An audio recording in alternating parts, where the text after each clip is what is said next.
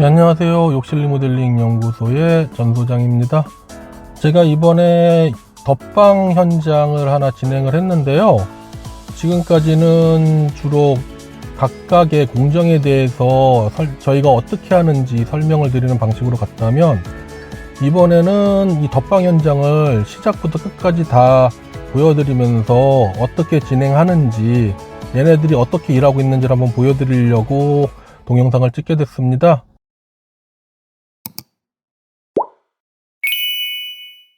일단 덧방에 대해서 먼저 말씀을 드리면, 날짜로는 3일이긴 해도 말하다 보면 얘기가 길어지니까 철거하고 타일 먼저 설명드리고, 두 번째 동영상에서는 세팅하고 완성된 결과를 설명드리는 방식으로 진행을 하려고 합니다. 일단 여기는 덧방으로 진행을 했는데요. 처음에는 고객님이 거실만 전체 철거를 하고 포세린 타일로 진행을 할까 고민을 하셨는데, 예산을 한 곳으로 몰아서요. 기존 욕실 확인을 해보니까 욕실 컨디션이 좋아요. 그래서 덧방을 해도 문제가 없겠다라고 판단을 해서 그 돈을 나눠서 거실, 안방, 덧방으로 둘 다 진행하는 걸로 결정을 하셨고요. 덧방 같은 경우에는 되게 의견이 많은 걸로 알고 있어요. 절대 하면 안 된다, 해도 괜찮다, 뭐 이런 여러 가지 의견들이 있는데, 일단 뭐 결론부터 말씀드리면, 저는 2번 이상 하지 않는 경우는 덧방이 합리적인 시공이 될 수 있다 라고 권해드리는 편이에요. 다만 여기에는 조건이 따르는데요. 첫 번째로 기존 타일들이 잘 붙어 있어야 돼요.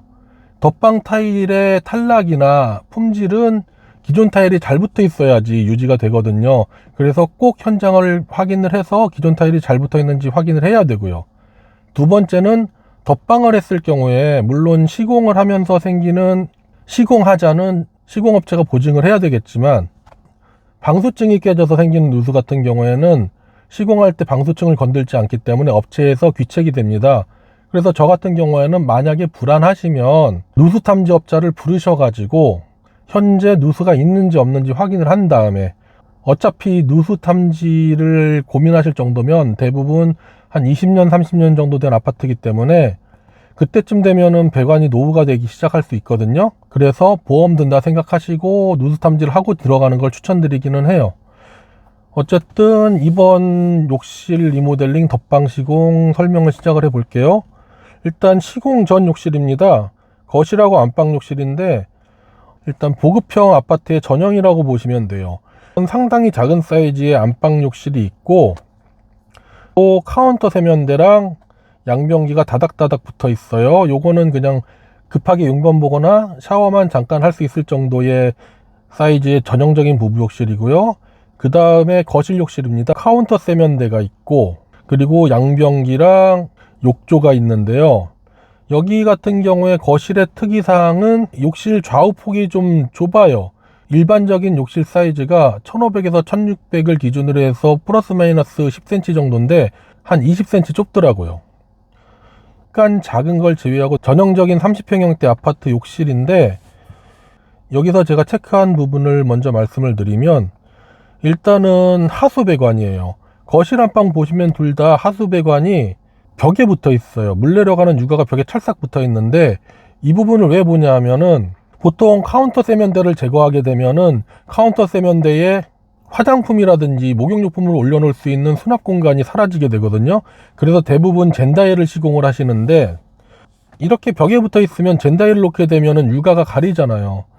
여기서 해결 방법이 3가지가 있는데, 하나는 젠다일을 쌓고서 젠다일 밑에 유가 부분만 디귿자로 따가지고 젠다일 밑에 유가가 묻히게 하는 방식.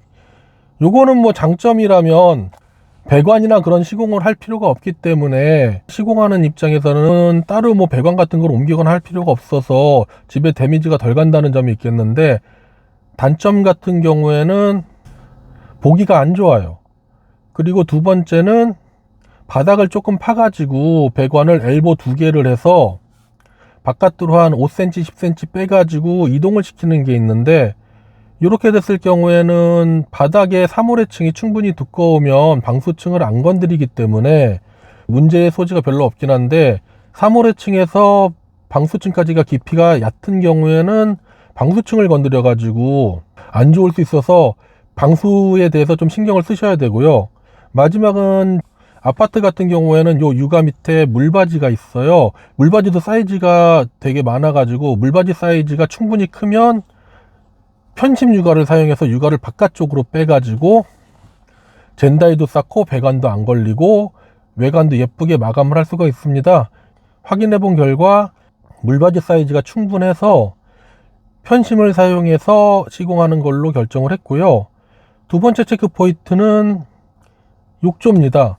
욕조를 없애는 경우는 뭐 고민할 필요가 없는데 욕조를 다시 놓는 경우에 여기가 좌우가 20cm 좁다 그랬잖아요. 지금 보시기에 사람마다 다를 수 있는데 저희 기준에서는 욕조랑 세면대랑 양변기가 너무 다닥다닥 붙어 있거든요. SMC 욕조 같은 경우에는 기존하고 동일한데 똑같이 좀 다닥다닥 붙는 느낌이 날 테니까 고객분들한테 둘 중에 하나를 선택하라고 말씀을 드려요. 좀 다닥다닥 붙은 느낌이 나더라도 쾌적하게 욕조를 쓰고 싶으시면 750짜리 실키 욕조를 쓰시고, 답답한 느낌을 덜 들게 하시려면 폭이 좀 더 좁은 아크릴 욕조를 사용하시라고. 아크릴 욕조를 썼을 때는 말씀드린 것처럼 좀 여유 있는 느낌의 욕실이 생길 수 있지만 단점은 욕조 폭이 좁기 때문에 덩치가 크신 분들 같은 경우에 목욕할 때 좀 불편하실 수가 있고요. 두 번째는 가격이 약간 올라갑니다. 어쨌든 요거를 먼저 보고 진행을 시작을 했고요. 이제 철거를 시작을 합니다. 여기는 덧방이기 때문에 기본 철거로 진행을 하는데요. 기본 철거가 뭐냐? 바닥 타일 같은 거는 제거를 하지 않고 양변기, 세면기 같은 독이랑 욕조, 수전이나 벽에 달린 액세서리 같은 거를 제거를 하고 천장을 뜯어내는, 기존 타일에서 돌출된 애들이랑 천장만 제거하는 철거를 기본 철거라고 저희가 보통 얘기를 하고요.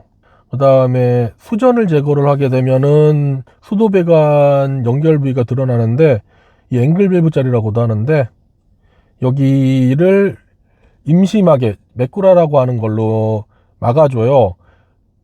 저기 공사하시는 분들 같은 경우에 좀 여기서 신경을 쓰셔야 되는 부분이 있는데, 특히 세링 하시는 경우 중요하게 신경 써야 되는 것 중에 하나가 물 터짐이에요. 그러니까 이게 임시막이다 보니까 아주 재수없는 경우에 물이 터질 수도 있거든요. 뭐 메꾸라가 불량이었든지 아니면 그 집에 수압이 너무 세서 못 견뎠을 수도 있든지 뭐 원인은 알 수가 없는 건데, 사람이 없을 때 터지면 집안이 물바다가 되면서 아래쪽까지 난리가 나거든요. 그래서 하루 공사가 끝나면 집주인이 시간이 되시면 꼭 양수기함을 잠그고 가시든지 아니면 마지막으로 시공하는 분들께 꼭 얘기를 하셔서 물을 잠그는 걸 신경을 써주세요. 이렇게 메꾸라를 하고 천정을 제거합니다.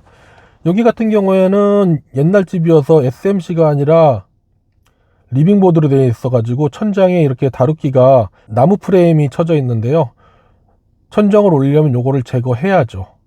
그리고 욕조도 깔끔하게 제거하고 그 다음에 젠다이를 조정을 합니다. 여기 보시면은 젠다이 양변기 있는데 날개가 가잖아요. 배꼽이라고도 얘기를 하는데, 이 부분을 저는 정말 제가 깜짝 놀란 게 따로 동영상도 만들었는데, 전에는 그래도 하다못해 나무로라도 지지대를 놓고서 그 위에다 벽돌을 올렸는데 이거를 실리콘이랑 글루건으로 붙이고 이걸로도 충분하다고 우기는 사람들이 있어요. 이건 아니거든요. 사람이 무슨 일 있을지 모르고 사람이 밟을 수도 있는데 이거 떨어지면 큰일 납니다. 사람 크게 다쳐요. 나무도 저는 아니라고 보고, 저희 같은 경우에는 반대쪽 벽을 파서 금속으로 된 쇠로 된 지지대를 거기다가 걸어버리거든요. 그리고 나서 그 위에다가 벽돌을 쌓아요. 밟아도 버틸 수 있게. 이게 사람이 사는 데기 때문에 만약에 다치거나 걱정되는 부분이 있으면 안 된다고 보거든요. 그래서 저는 처음엔 솔직히 나무로 몇 번 하다가 이제는 아예 금속으로만 하는데, 이렇게 금속으로 제대로 지지를 하고 얹어줘야 된다고 저는 생각을 해요. 뭐 다른 방식, 더 좋은 방식이 있으면 알려주시면은 그걸 배워서 당연히 진행을 할 거고요. 세팅하다 보면은 세팅 사장님들이 밟을 때 많거든요. 몸으로 누를 수도 있어요. 그냥 달랑 화장품 몇 개 와서 지지하는 게 아니라 제대로 버틸 수 있게 해주는 게 중요하다고 생각을 하고요. 이렇게 하면은 저도 귀찮아요. 나중에 타일 붙일 때 이 바닥 부분은 금속이기 때문에 일반 타일 접착제가 잘 안 붙거든요. 그래서 에폭시 준비해가지고 거기만 에폭시로 해서 에폭시도 따로 사와야 돼요. 그래도 안전한 게 낫다라고 생각하기 때문에 귀찮음을 감수하는 건데, 남의 집 만드는데 이런 귀찮음은 좀 감수해야 된다고 생각을 합니다. 그래서 어쨌든 젠다이가 완성이 됐고요. 여기 사진처럼 네모 반듯하게 똥까지 다 긁어내고 안전하게 지지대를 만들어 가지고 시공을 했습니다. 그리고 여기 같은 경우에 세탁실 연장도 부탁을 하셨는데요. 이것도 보통 철거할 때 진행을 해요. 세탁실에 세탁기 자리가 있는데 구축 같은 경우에는 옛날 세탁기가 사이즈가 좀 작아가지고 충분했는데 요즘 세탁기 같은 경우에는 폭이 좀 넓어가지고 깊이가 좀 있어야 되거든요. 그래서 원하는 사이즈로 철거할 때 미리 연장을 해놓으면 좋습니다. 여기까지가 철거고요. 만약에 제가 편집하면서 10분 넘어가면은 요거 자르고 다음 타일로 넘어가겠습니다.